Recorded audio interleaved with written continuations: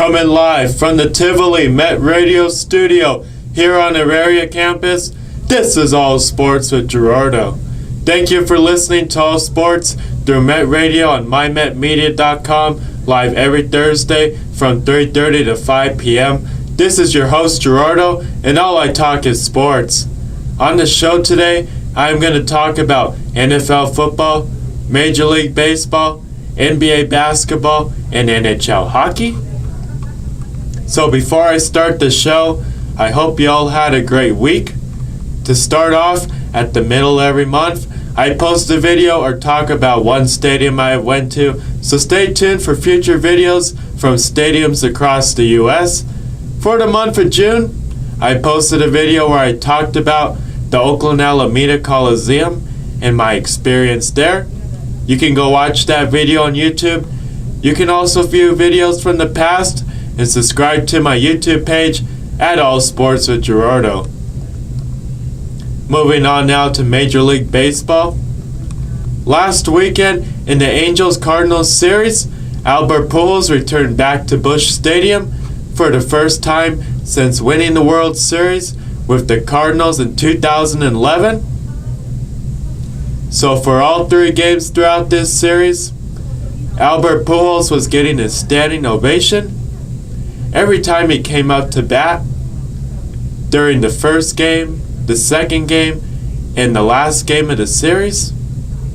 The St. Louis crowd gave a standing ovation, and they applaud Albert Pujols for everything he did for the Cardinals while he was a Cardinal in St. Louis. So this may be the last time that Albert Pujols ever steps into Busch Stadium in a Cardinals or an Angels uniform.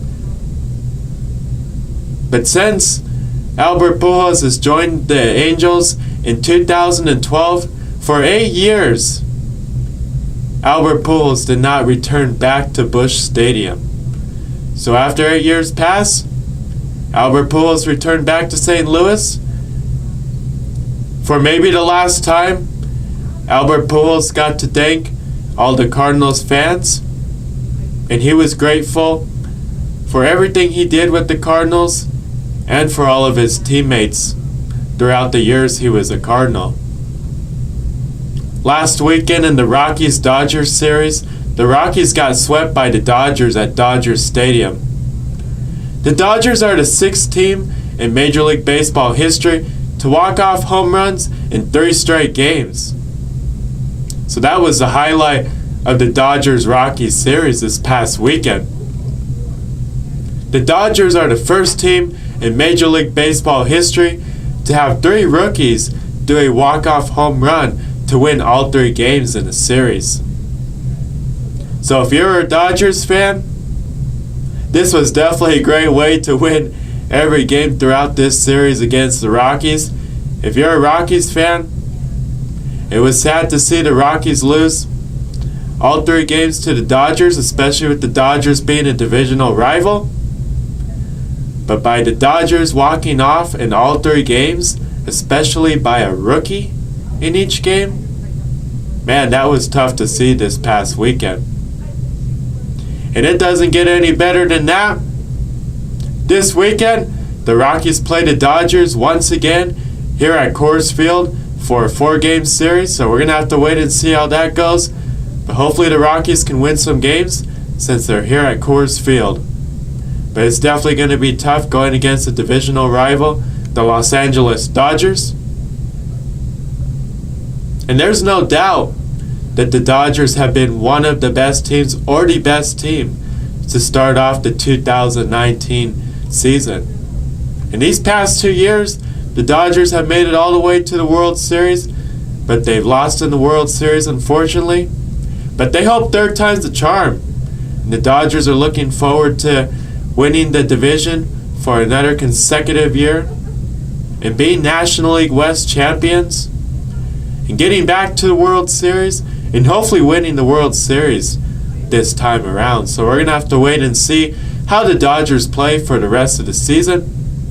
But looking at it right now, it looks like the Dodgers are going to run away with the National League West and get back into the playoffs, win the division, get back into the playoffs for another consecutive year, and we'll have to wait and see if they get to the World Series and potentially win it.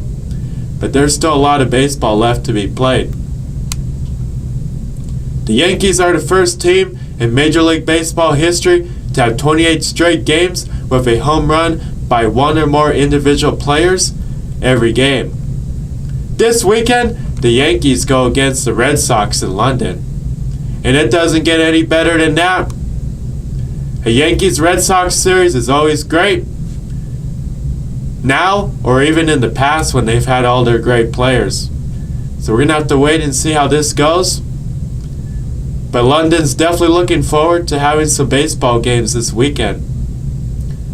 So right now I'm going to update you with the current Rockies schedule. I'm going to tell you every team they went up against this past week and the final scores of those games.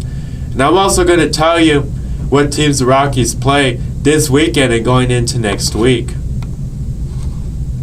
So to start off, last Thursday in the final game of the Diamondbacks series, the Rockies were able to win 6-4, and they ended up sweeping the Diamondbacks.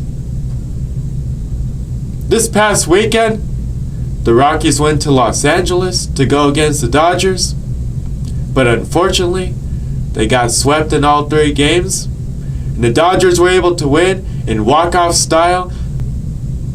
The Dodgers were able to win in style this past weekend by doing a walk-off home run in each game, which was also done by a rookie. Both of these stats were also the first time this has happened in Major League Baseball history. So congrats to the Dodgers on having a great series against the Rockies. In the first game, the Rockies lost the game 4-2. In the second game, the Rockies lost a close game 4-5. And in the third game, the Rockies lost the game 6-3. So after the Rockies lost the series against the Dodgers, they wanted to turn the page and head up to San Francisco and go against the Giants and win some games. So in the first game, the Rockies won the game 2-0. In the second game, the Rockies lost the game 4-2. And in the final game, the Rockies won the game 6-3. So overall, the Rockies were able to win the series against the Giants. To finish off the month, the Rockies return back to Coors Field this weekend, and they go against their divisional rival, the Los Angeles Dodgers, here at Coors Field in a 4-game series to finish off June. So we're going to have to wait and see how the Rockies play against the Dodgers this weekend, but they definitely don't want to lose the series or get swept by the Dodgers like they did last weekend. Going into next week, the Rockies have an interleague series here at Coors Field, and they go against the Houston Astros. The Astros series will be a 2-game series against the Astros here at Coors Field, and in August, they'll go play the other 2 games down in Houston against the Astros. So the Rockies have a 4-game series against the Astros this year.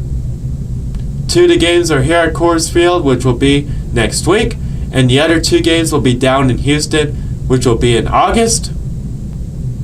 The Astros games will be on July 2nd and July 3rd, and there will be post-game fireworks after both of these games.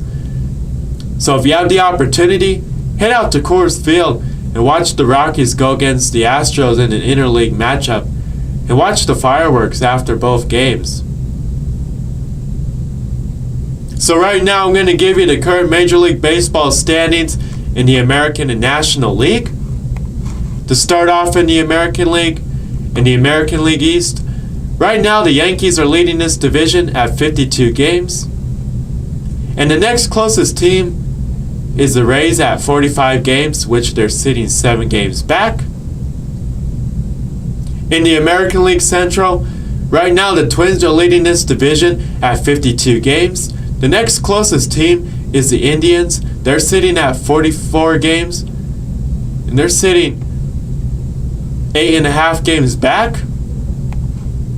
In the American League West, right now the Astros are leading this division at 50 games. The next closest team is the Rangers at 45 games, and they're sitting 4.5 games back. In the National League East, right now the Braves are leading this division at 48 games, and the next closest team is the Phillies at 43 games, and they're sitting 4.5 games back. In the National League Central, right now the Cubs are leading this division at 44 games. The next two closest teams is the Brewers and the Cardinals. The Brewers are sitting at 43 games, and they're only 1 game back from the Cubs. And the Cardinals, they're sitting at 40 games, and they're only 3 games back. In the National League West, right now the Dodgers are leading this division at 55 games, and the next closest team is the Rockies. They're sitting at 42 games, and they're 12 games back. So that's the current Major League Baseball standings in the American and National League. In the Major League Baseball Power Rankings, the current top 10 Major League Baseball teams are the Dodgers, Yankees, Astros, Twins, Braves, Rays, Cubs, Red Sox, Brewers, and Diamondbacks. Right now I'm going to take a commercial break. When I come back, I will talk about the NFL.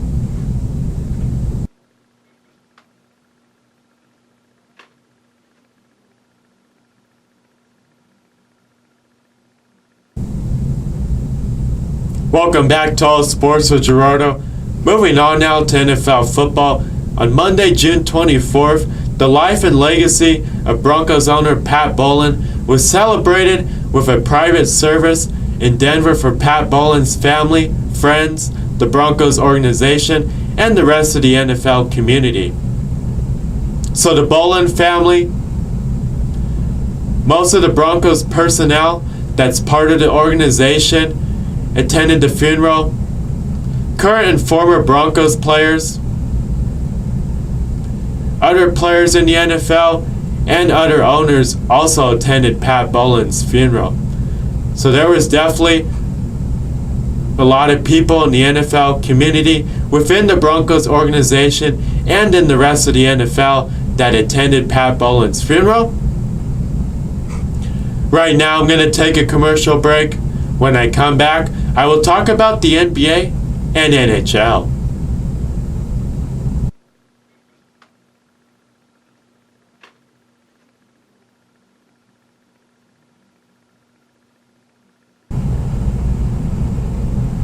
Welcome back to All Sports with Gerardo. Moving on now to NBA basketball. For the 2018-2019 NBA awards, here are the individual players that won an award in each category. Giannis Antetokounmpo was named MVP. Luka Doncic was named Rookie of the Year. Pascal Siakam was named Most Improved Player of the Year. Rudy Gobert was named Defensive Player of the Year. Lou Williams was named Sixth Man of the Year. Mike Budenholzer was named Coach of the Year, and John Horsett was named Executive of the Year. Giannis Antetokounmpo is the 5th player born outside of the U.S. to win MVP. It's not the first time the player that had the highest scoring season didn't win the MVP. James Harden joined Wilt Chamberlain, Elgin Baylor, Rick Barry, Michael Jordan, and Kobe Bryant as the only players to not win MVP after being the player to have the highest scoring season that year. Lou Williams and Jamal Crawford are the only players to win the Sixth Man of the Year 3 times. So looking at the NBA awards, after telling you what individual players won what awards in each category, for each category, there was definitely a few players that had a strong case for why they should win that award. So looking at each category, to start off with MVP, the runner-ups for MVP was Giannis Antetokounmpo from the Bucks, Paul George from the Thunder, and James Harden from the Rockets?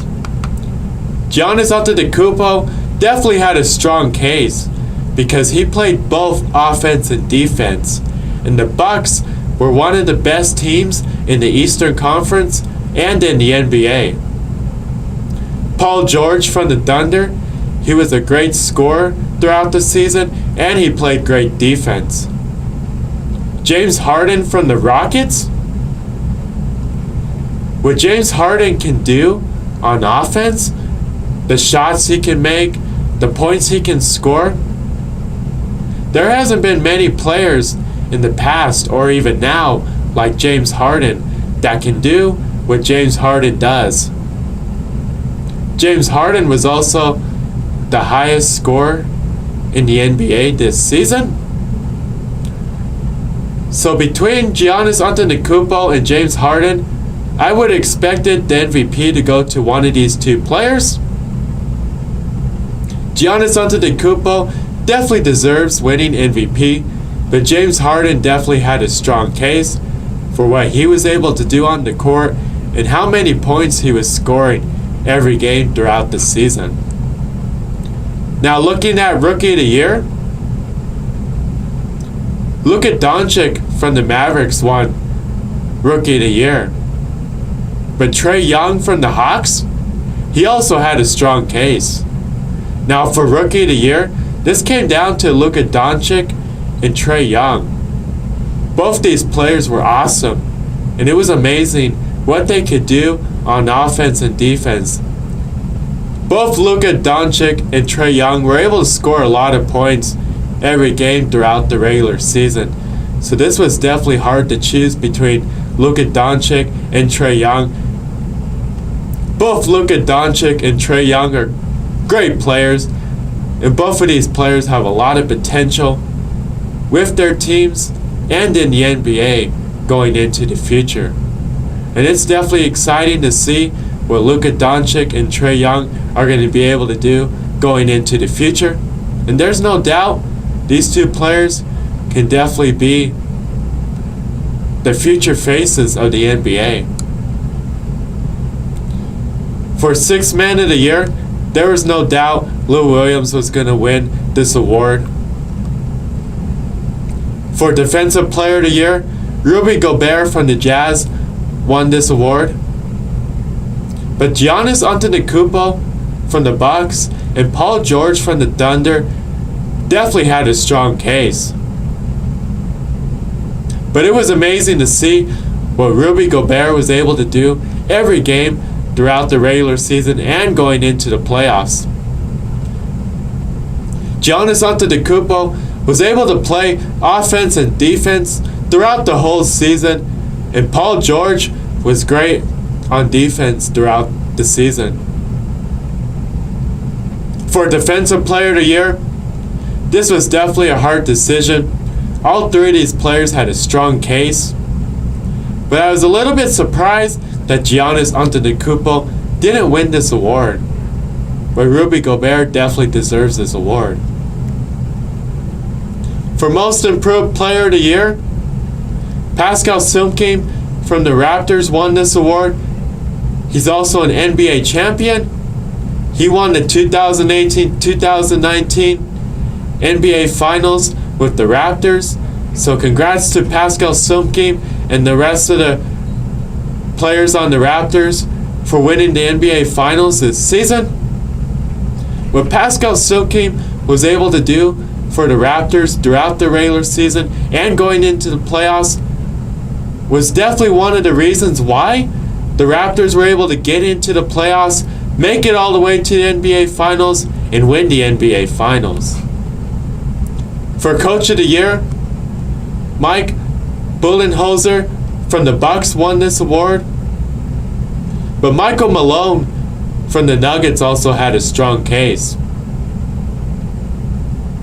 For this award, I personally believe whatever coach won this award, it came down to what team advanced further into the playoffs, which was the Bucks.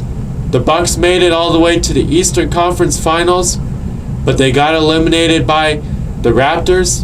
And the Nuggets made it into the second round of the playoffs, but they got eliminated in Game 7 to the Trailblazers. But both Mike Budenholzer and Michael Malone definitely had a strong case, and they were able to turn both of these teams around. Both the Bucks and the Nuggets were one of the best teams in their conference and in the NBA. So congrats to Mike Budenholzer on winning Coach of the Year. For Executive of the Year, John Horsett from the Bucks won this award. And I'm not surprised that their head coach, Mike Budenholzer, won Coach of the Year, and their executive, John Horsett, won Executive of the Year. What these two individuals were able to do and how they turned the Bucks around this past season was definitely amazing, and how they turned the Bucks into one of the best teams in the Eastern Conference and in the NBA. So congrats to the Bucks on having a great season. NBA free agency begins on Sunday, June 30th. In the past, NBA free agency would begin in July on July 1st. But this season, they changed the rules, and they changed it back to June. And the NBA is letting free agency begin on Sunday, June 30th at the end of June before July begins. So it's going to be interesting to see what teams do on the first day of free agency and going into July. So looking at NBA free agency, here are the top stories of NBA free agency. Kevin Durant, what team's he going to sign with? Even though Kevin Durant's going to miss most of the season or the entire season next season with an Achilles injury, it's still going to be interesting to see what team Kevin Durant signs with. There's a possibility Kevin Durant re-signs with the Warriors, but also the Knicks, the Nets, and the Clippers are going to be serious contenders for Kevin Durant. Kevin Durant's definitely looking forward to a max contract, no matter if he re-signs with the Warriors or with a different team. It's going to be interesting to see what other players the Lakers add to their roster during free agency. They traded for Anthony Davis, but they need another superstar, or they need other players to connect all the dots and have all the pieces in order to make it into the playoffs next season and potentially reach the NBA Finals and win the NBA Finals next season or going into the future. So we're going to have to wait and see what the Lakers do during free agency. Kawhi Leonard, it's going to be interesting to see if he resigns with the Raptors and the Raptors give him a new contract, or is Kawhi Leonard going to become a free agent after taking the Raptors to the NBA Finals and winning the NBA Finals? If Kawhi Leonard tests free agency, the serious contender is going to be the Clippers. So we're going to have to wait and see what Kawhi Leonard does, if he re-signs with the Raptors, or is he going to test free agency and possibly go to the Clippers. It's going to be interesting to see what the Clippers do. They definitely have a lot of money to spend, and they could definitely get some big name free agents and have some max contracts on their roster. The Warriors, are they going to re-sign Klay Thompson to a new contract? Is he going to get a max contract? We're going to have to wait and see. Or is Klay Thompson going to test free agency? But it's looking like the Warriors are going to keep Klay Thompson on their roster, but not Kevin Durant. So it's looking like Klay Thompson will re-sign with the Warriors. Kevin Durant will become a free agent and sign with another team. So we're going to have to wait and see what the Warriors do during free agency. Kyrie Irving, what team is he going to sign with? Is it going to be the Knicks or the Nets? Those are the two serious contenders. There's also a rumor that Kyrie Irving has been talking to Kevin Durant, and they want to team up and play for the Knicks or the Nets. But right now, the serious contender looks like the Nets, and they're looking like they could add 2 max contracts to their roster and have 2 big-name free agents. Is it going to be Kyrie Irving and Kevin Durant? We're going to have to wait and see. The Knicks, they can definitely be a serious contender during free agency. We're going to have to wait and see if they sign any big-name free agents, but they definitely have a lot of money that they can spend on big names, and they can definitely get some max contracts on their roster. The Raptors, are they going to re-sign Kawhi Leonard? We're going to have to wait and see.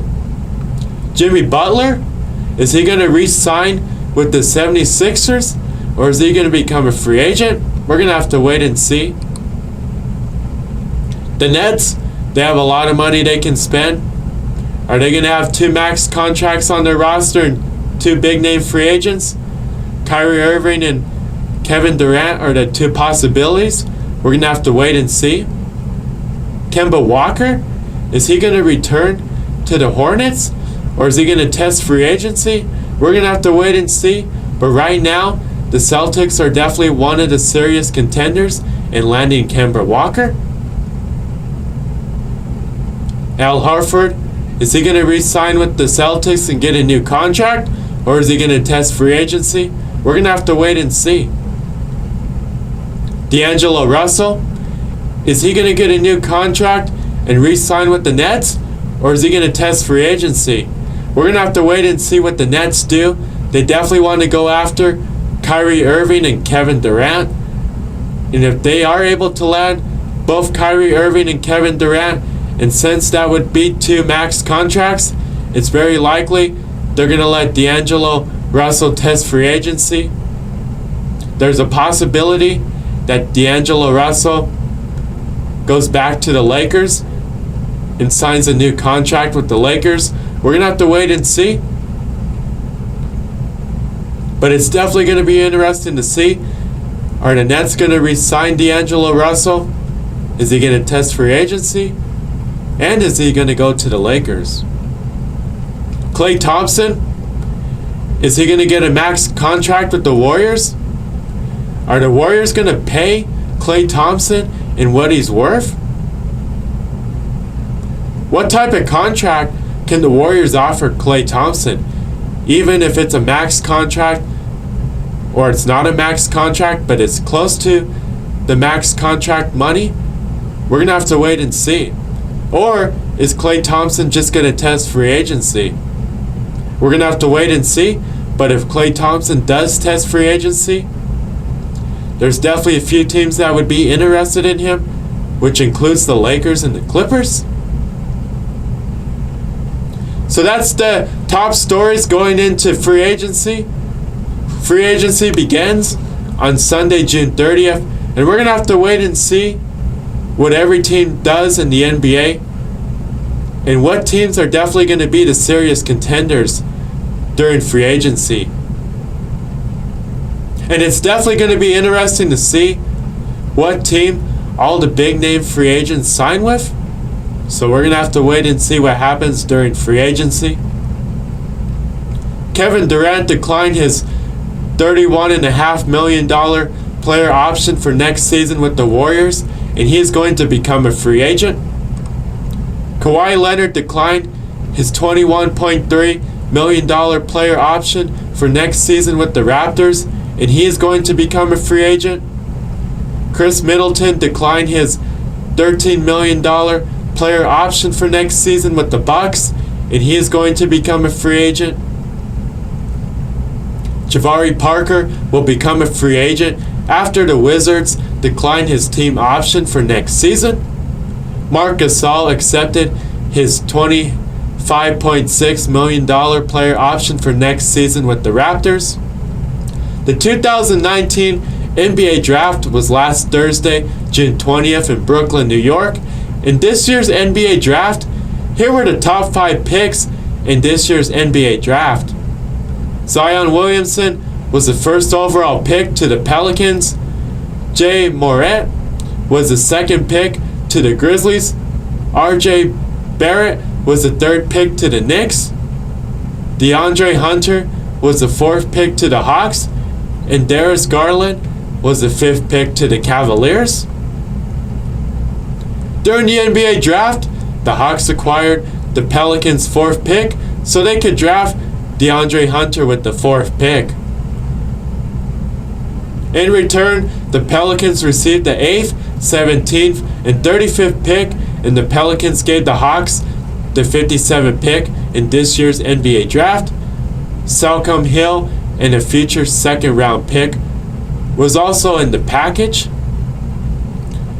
For the first time in school history, 3 Duke players were selected in the top 10 of this year's NBA draft, which included Zion Williamson, RJ Barrett, and Cam Reddish. Duke and Florida are the only 2 schools to have 3 players selected in the top 10 of the same NBA draft in the common draft era. In the 2019 NBA draft, the Nuggets selected Bobo from the University of Oregon with the 44th pick in the second round. Moving on now to NHL hockey. The 2019 NHL draft was last weekend. In the 2019 NHL draft, the Avalanche selected defenseman Boran Buram with the 4th pick and center Alex Newhook with the 16th pick. Right now I'm going to take a commercial break. When I come back, I will talk about the end of the show.